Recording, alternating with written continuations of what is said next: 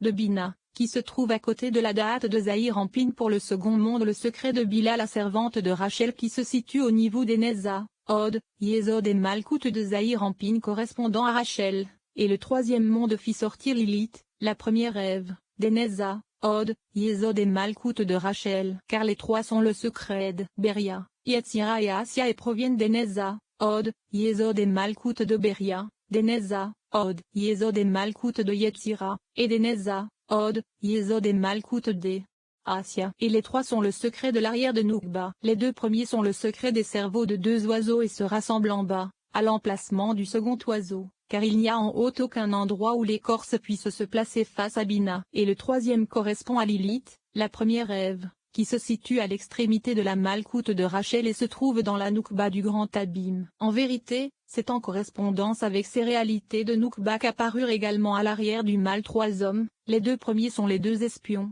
et le troisième est Adam, l'époux de Lilith, la première Ève, se trouvant en bas dans la Noukba du grand abîme, et il s'agit de la Hokma de Beria de l'écorce. Ainsi, puisque la lumière de Noukba est faible et que les jugements se trouvant en elle sont faibles, l'arrière de Noukba est davantage parfumé et adouci par le secret de Zilpa, servante de Léa, et Bila, servante de Rachel. Cependant, l'arrière du mal est jugement sévère et sa puissante lumière ne peut être reçue. C'est pourquoi elle ne devient rien. En vérité, elle descendit dans l'aspect des deux espions et d'Adam. En réalité, il n'en resta que la racine en haut dans la sainteté. Et ces deux espions sont les deux cerveaux du Zahir-en-Pin de l'écorce de l'Absilut. Ainsi, le sujet des cerveaux des Zahir-en-Pin et Noukba de l'écorce de l'Absilut a été expliqué. Nous allons maintenant revenir à une introduction nécessaire à la compréhension de la parole de la Parasha Wahi que nous avons rapportée. Sache qu'il nous a été expliqué que la Noukba de l'Absilut possède deux seins au niveau de sa matrice qui sont appelés mamelles, et c'est vis-à-vis de cela que Malkout est appelé animal. Or c'est de que se nourrissent toutes les écorces. En vérité, sache que le jour où le mal règne, ces deux cerveaux du Zahir-en-Pin de l'écorce de l'Atsilut s'élèvent de jour et se nourrissent de la Malkout de l'Atsilut de la sainteté, à partir des deux mamelles. Mais puisque le jour les jugements ne l'emportent pas, ils se nourrissent secrètement, et c'est le secret du verset. Josué, fils de Nun, envoya secrètement deux espions, car Josué fils de Nun est la face de la lune, et c'est la sainte lune. Et les deux oiseaux qui sont les deux cerveaux de la Noukba de Zahir-en-Pin de l'Atsilut de l'écorce ne peuvent pas se nourrir de jour, mais uniquement de nuit, car c'est alors que les jugements de Noukba règnent. Il en est de même dans Beria, car les écorces s'y trouvant se nourrissent de la Malkout de Beria de la sainteté, le mâle de jour et la femelle de nuit. Et il en est également de même dans Yetzira ou Assia. En vérité, tout comme dans la sainteté seul Léa s'élève de nuit, de même les deux oiseaux s'élevant de nuit pour se nourrir sont les deux cerveaux de cet aspect de Léa existant dans l'écorce. Sache également que l'écorce de l'Atsilut descend de jour dans le septième palais supérieur de Beria, alors que de nuit il s'élève pour se nourrir de la Malkout de l'Atsilut comme cela a été indiqué, ce qui n'est pas le cas dans les autres mondes, et ceci ne se produit que dans l'Atsilut car elle est très mystérieuse. Nous allons maintenant expliquer la parole que nous avons tirée de la Parasha Wahi. Viens et vois,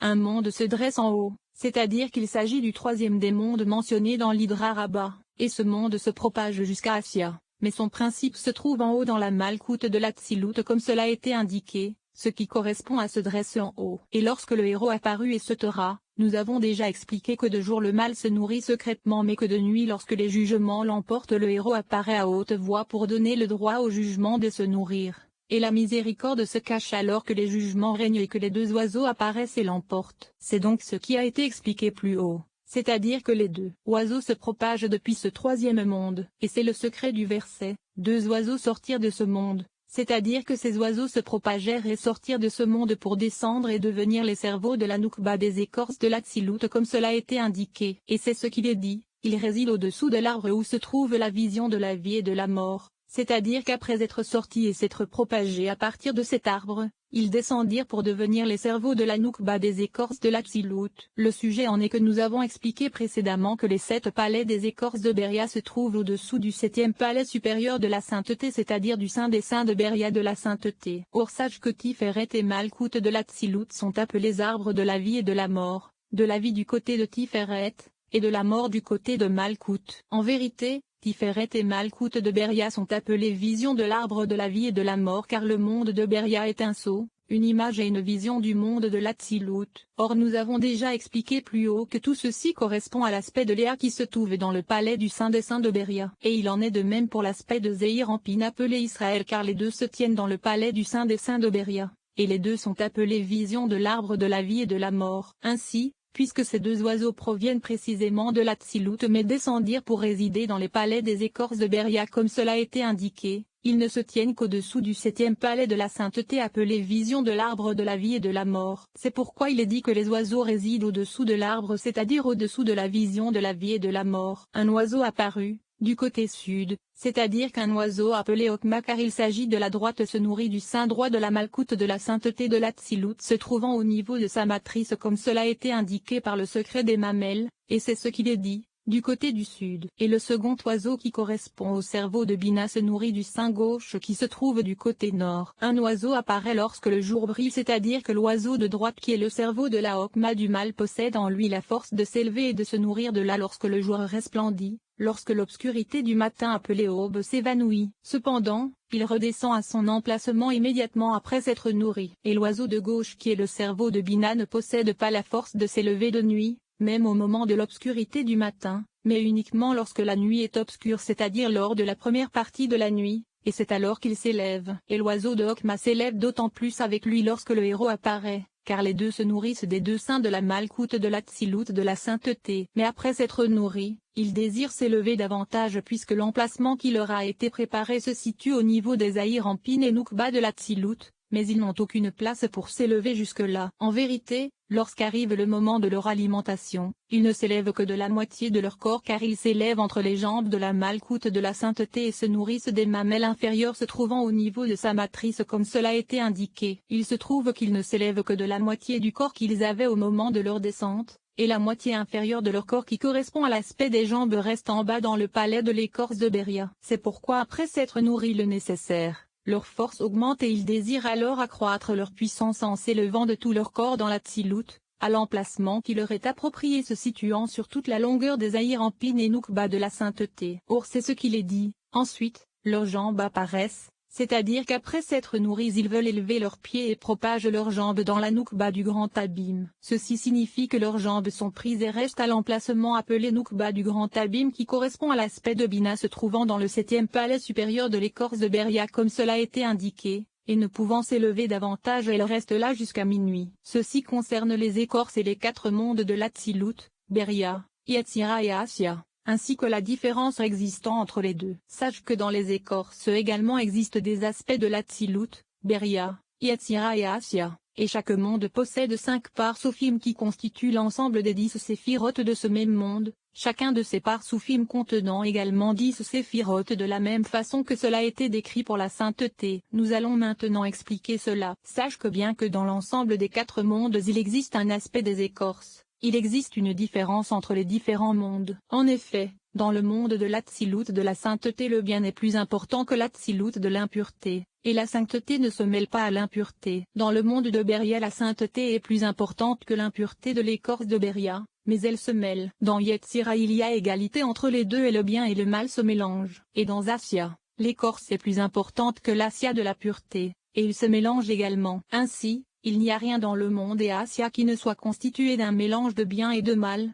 de sainteté et d'écorce. L'impureté se trouvant dans l'Atsilut est donc appelée écorce de l'Atsilut de la pureté. De la même façon, l'impureté de Beria est appelée écorce de Beria de la pureté. Et il en est de même pour Yetzira et Asya. En vérité, il sera expliqué ailleurs si ces écorces se trouvant dans chaque monde entourent ce monde, ou si elles se trouvent au-dessous entre deux mondes. En fait, il est certain que les écorces de l'Atsilut résidant dans le monde de l'Atsilut se trouvent ensemble dans un seul compartiment, et qu'il en est de même pour Beria et ainsi de suite. Ceci correspond donc aux aspects du bien et du mal. En réalité, le sujet du mélange du bien et du mal existant dans les 3 mondes de Beria, Yetzira et Asya ne se produit pas, à Dieu ne plaise, dans les 10 séphirotes qui y sont nichés, car nous savons qu'Ilma est niché dans les 3 séphirotes de Beria, et ainsi de suite. Or ce mélange se produit dans les mondes eux-mêmes. Nous allons maintenant expliquer ce qu'étaient les écorces ainsi que les 4 mondes de l'Atsilut, Beria, Yetzira et Asya de la sainteté avant qu'Adam n'eût péché, mais également ce qu'Adam engendra ensuite par son péché. Ainsi, il nous a été expliqué qu'avant la création du monde il n'y avait encore aucune réparation de l'Atsilut, et il n'existait que les 9 séphirotes d'Aïr-Ampin qui n'étaient ni des palais, ni des ruotes et etc. Ainsi, elle ne possédait aucune réparation et dans Zahir Anpin et Noukba n'étaient révélées que 6 lumières dans le mal en correspondance avec les 6 extrémités, et une seule lumière c'est-à-dire la 7e dans la femelle, alors qu'ils se trouvaient dos à dos comme nous le savons. Ensuite, la sainte Atsilut fut réparée et Keter ainsi que Okma furent fixés dans la tête d'Arik Anpin, avec tous les tikkunim du crâne et du cerveau se trouvant dans Keter et Okma, ainsi que dans toute réalité d'Arik Anpin. Ensuite, le monde de l'Atsilut fut totalement réparé. Et après que le monde de l'Atsilut eut été réparé, toutes les écorces se retrouvèrent sans aucune réparation. Puis les 3 mondes de Beria, Yetzira et Assia furent réparés, et toutes les écorces ne possédaient encore aucune réparation. En vérité, les écorces se trouvaient encore sous l'aspect que possédait la sainteté avant la réparation, c'est-à-dire que Zahir Anpin et Noukba de l'écorce de l'Atsilut n'étaient que 6 lumières pour le mâle par le secret des 6 extrémités et une seule lumière, la 7e, pour la femelle, comme cela était le cas pour Zahir Anpin et Noukba de la sainteté lorsqu'ils se trouvaient dos à dos. Ceci constitue le secret de l'étincelle de lumière se trouvant dans l'impureté dont il est question dans la Paracha Yitro,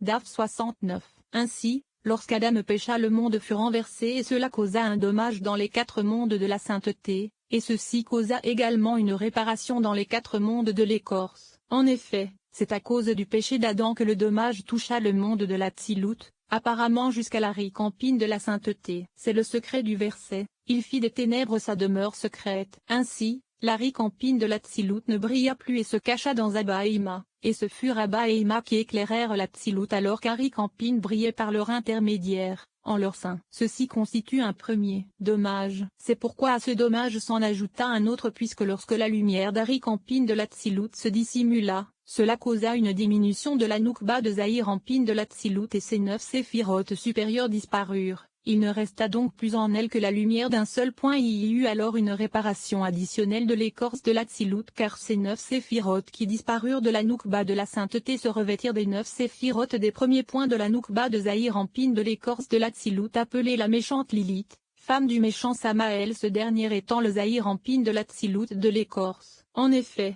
Lilith se propagea alors et devint un parsouf complet de 10 séphirotes. Et les 9 étincelles de la Noukba de l'Atsilut se revêtirent de ses 9 premières séphirotes. Et l'étincelle qui se trouvait au début en elle descendit dans sa 10e séphira. Ceci constitue le secret de ce que nos maîtres de mémoire bénis ont dit à propos du verset « Je me remplirai », elle est déserte. Tyr ne peut se remplir que de la destruction de Jérusalem, car Jérusalem est la Noukba de Zahir Anpin de la sainteté qui fut détruite et resta sous l'aspect d'un seul point, alors que Tyr qui est la méchante Lilith la servante rivale qui hérite de sa maîtresse, est rempli et devient un parsouf complet de 10 séphirotes à partir de ce qui est détruit dans Jérusalem c'est-à-dire de ses 9 premières séphirotes. C'est à ce propos qu'il est indiqué dans le traité Agiga sur le verset « Et si vous n'écoutez pas ceci, mon âme pleurera en secret à cause de votre orgueil, car la gloire fut prise à Israël et se taira. » Car nous avons déjà expliqué ailleurs que le péché d'Adam ainsi que l'exil ou la destruction du temple ne forment qu'un seul sujet. C'est ce que dit le verset, « Il a jeté des cieux,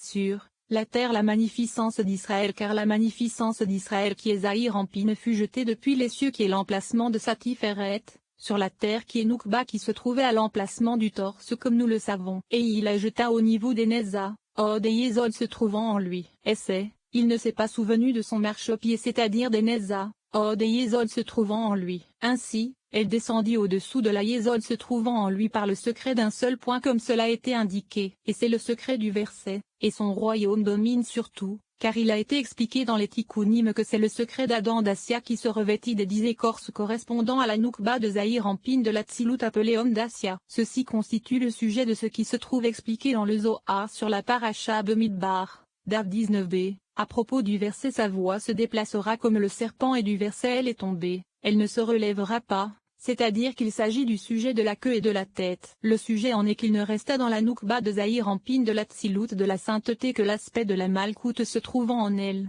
c'est-à-dire son 10e aspect inférieur, alors que les 9 séphirotes supérieures qui lui venaient des 9 premières séphirotes se trouvant dans Zahir Anpin comme nous le savons, descendirent dans la Noukba de l'écorce. Et ces 9 premières séphirotes sont appelées têtes qui reposent sur la terre car elle fut placée parmi les écorces par le secret de la terre du tabernacle. Le dernier aspect se trouvant en elle appelé queue fut le seul à rester dans l'Atsilut et c'est lui qui règne aujourd'hui du temps de l'exil. C'est pourquoi les nations de la terre qui sont la queue l'emportent lors de cet exil, car elles se nourrissent de la queue qui gouverne maintenant. Cependant, Israël qui est la tête se nourrit de la tête. Ainsi, cette tête repose sur la terre. C'est pourquoi dans cet exil Israël est rabaissé et soumis aux idolâtres appelés que, en vérité, la seconde réparation qui fut ajoutée à Samaël, c'est-à-dire aux Zaïre